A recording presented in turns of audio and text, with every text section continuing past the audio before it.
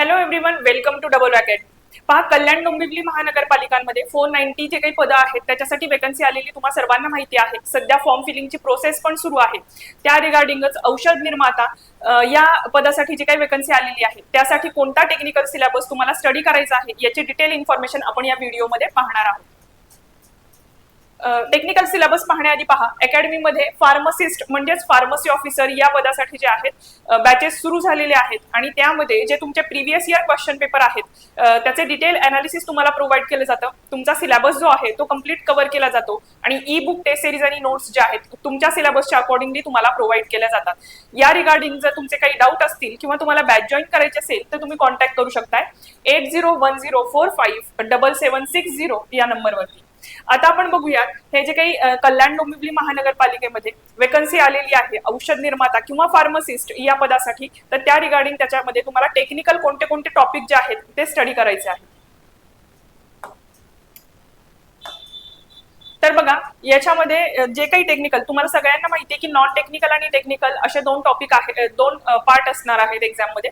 तर technical syllabus तुमचा कोणता आहे तो आपण पाहणार आहोत.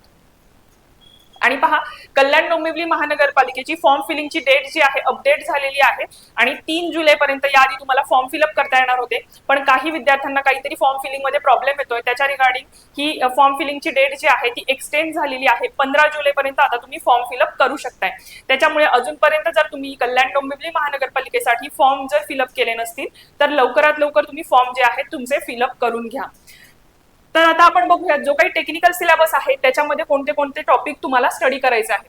पहा, फर्स्ट टॉपिक जो आहे तो आहे general pharmacology type 1 of the drugs. तर याच्यामध्ये जनरल फार्मकोलॉजी म्हणजे काय आहे, इंट्रोडक्शन असणार आहे. तर हा टॉपिक जो आहे तो तुम्हाला स्टडी करायचा आहे. त्याच्यानंतर जनरल क्लासिफिकेशन ऑफ ड्रग्स हा दुसरा टॉपिक असणार आहे.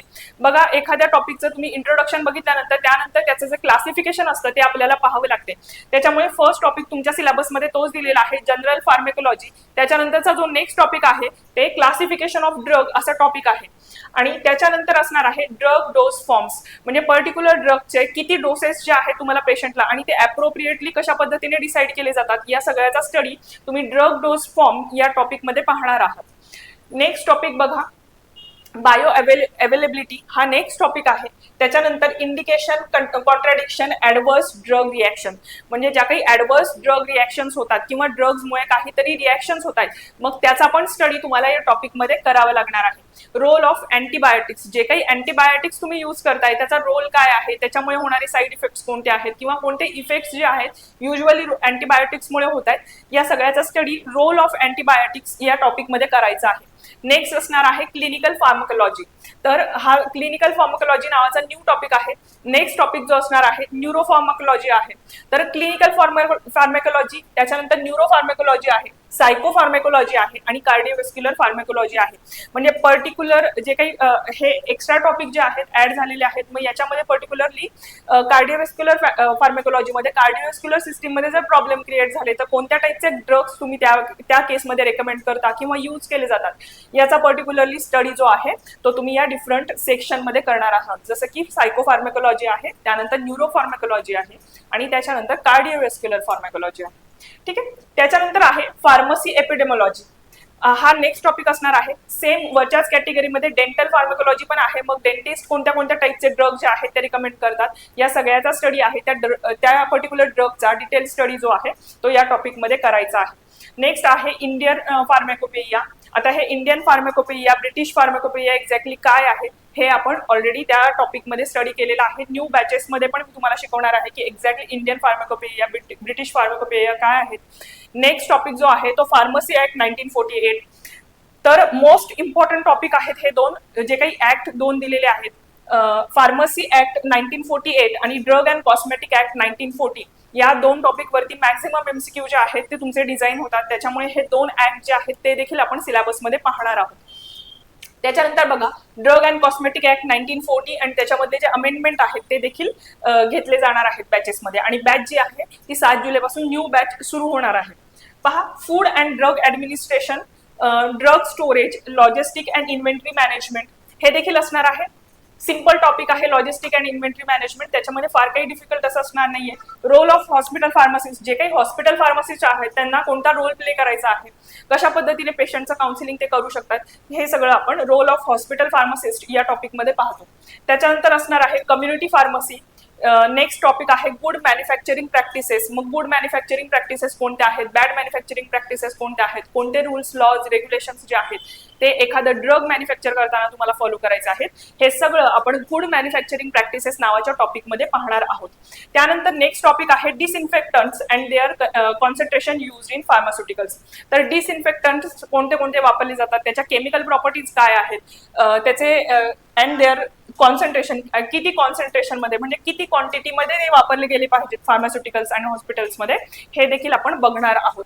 नेक्स्ट टॉपिक आहे EDL and ECL list, that is standard list of drug and consumables required to run hospital. म्हणजे जे काही स्टँडर्ड लिस्ट आहे ड्रग्सची त्यामध्ये आपण ईडीएल आणि ईसीएल लिस्ट हे त्यामध्ये पाहणार आहोत. आणि नेक्स्ट जो टॉपिक आहे, मी जसं सांगितलं की बऱ्याच महानगरपालिकांनी सगळ्याच पोस्टमध्ये हा न्यू टॉपिक जो आहे तो ऍड केलेला आहे आणि तो आहे बायोमेडिकल वेस्ट मॅनेजमेंट. त्याच्यामुळे हे जे काही फार्मसिस्ट या पदासाठी तुम्ही स्टडी करणार आहात त्याच्या टेक्निकल सिलेबसमध्ये पण हा न्यू टॉपिक ऍड केलेला आहे, बायोमेडिकल वेस्ट मॅनेजमेंट. ठीक आहे, तर याच्यामध्ये कोणते कोणते वेस्ट हे बायोमेडिकल वेस्ट कॅटेगरीमध्ये येतात, त्यामध्ये कोणत्या वेस्टचं कशा पद्धतीने तुम्ही डिकम्पोज करायला पाहिजे किंवा कशा पद्धतीने त्याची विल्हेवाट लावली जाते आणि कोणत्या टाईपचं बायोमेडिकल वेस्ट कोणत्या कलरच्या बिनमध्ये तुम्ही डिस्पोज करता, या सगळ्याची डिटेल इन्फॉर्मेशन आपण या टॉपिकमध्ये पाहणार आहोत. ठीक आहे, तर या व्हिडिओमध्ये आपण पाहिलं की हे जे काही फार्मसिस्ट या पोस्टसाठी ज्या वॅकन्सी आलेल्या आहेत कल्याण डोंबिवली महानगरपालिकेमध्ये, त्यामध्ये जर तुम्ही प्रिपरेशन करत असाल तर कोणते कोणते डिटेल टॉपिक तुम्हाला स्टडी करायचे आहेत. आणि त्याच रिगार्डिंग अकॅडमीमध्ये लॅब टेक्निशियन आणि फार्मसिस्ट या दोन्हीसाठी नवीन बॅचेस जे आहेत त्या सुरू झालेल्या आहेत आणि यामध्ये जे तुमचे प्रिव्हियस इयर क्वेश्चन पेपर आहेत त्याचे डिटेल अनालिसिस तुम्हाला प्रोव्हाइड केले जातं. आणि ते प्रोव्हाइड करण्यापाठीमागचा हेतू हाच आहे की यापूर्वी जे काही एक्झाम कंडक्ट झालेली होती त्याच्यामध्ये कशा पद्धतीचे क्वेश्चन आलेले आहेत ते तुम्हाला समजावेत आणि तशाच पद्धतीने तुम्ही प्रिपरेशन तुम्हाला करता यावं.